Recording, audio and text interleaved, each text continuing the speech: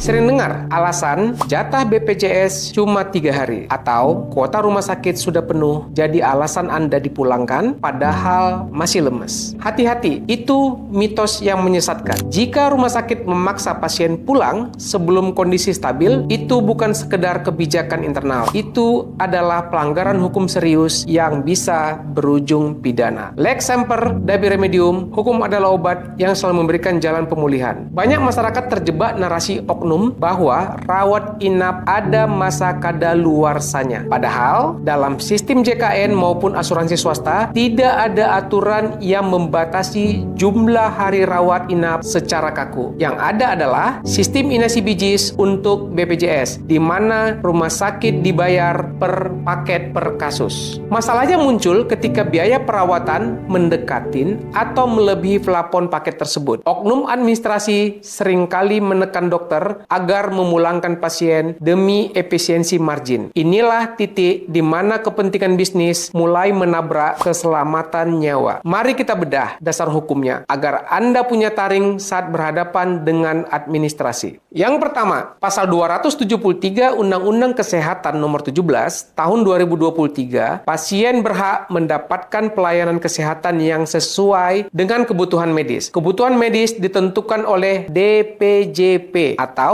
Dokter Penanggung Jawab Pelayanan, bukan petugas administrasi. Yang kedua, Permenkes Nomor 28 Tahun 2014 menegaskan bahwa peserta BPJS berhak mendapatkan manfaat pelayanan sesuai kebutuhan medis. Selama dokter menyatakan belum stabil, pasien tidak boleh dipulangkan. Yang ketiga, resiko malpraktek administrasi. Memulangkan pasien yang tidak stabil dan menyebabkan kondisi memburuk di rumah dapat dikategorikan sebagai abandonment atau penelantaran pasien. Rumah sakit bisa dituntut secara perdata untuk ganti rugi dan dokternya bisa terkena sanksi etik hingga pidana kelalaian. Saya tegaskan kepada pihak terkait, jangan jadikan efisiensi biaya sebagai alasan untuk mengorbankan integritas profesi. Di ruang sidang, pembelaan plafon biaya habis tidak akan pernah bisa menggantikan tanggung jawab hukum atas keselamatan pasien. Seorang dokter yang membiarkan dirinya diusir oleh administrasi untuk memulangkan pasien yang belum stabil berarti sedang menggadaikan izin prakteknya. Mari kita berikan instruksi strategis. Jika Anda atau keluarga dipaksa pulang padahal kondisi klinis masih mengkhawatirkan, jangan panik, tapi jangan diam. Lakukan langkah hukum ini segera. Minta penjelasan tertulis. Jangan cuma debat lisan. Minta surat keterangan bahwa pasien sudah dinyatakan stabil secara klinis. Jika dokter ragu menandatanganinya, berarti pasien memang belum layak pulang. Kemudian, hubungi petugas PIPP atau BPJS Center. Setiap informasi dan penanganan pengaduan atau PIPP, laporkan jika ada paksaan pulang karena alasan biaya atau kuota. Yang berikutnya,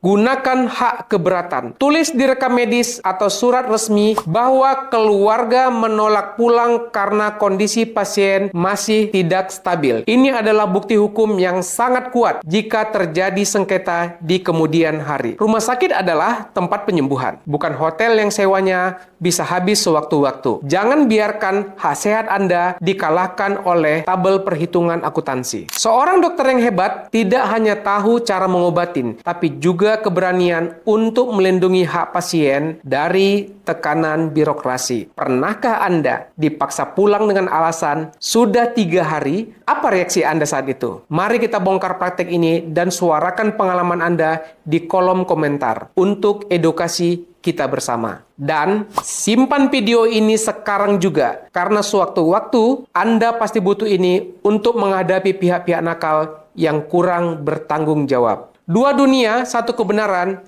Dari Menteng, Jakarta Pusat, saya Dr. Lawyer mengabarkan untuk Anda semua. Salam sehat untuk kita semua.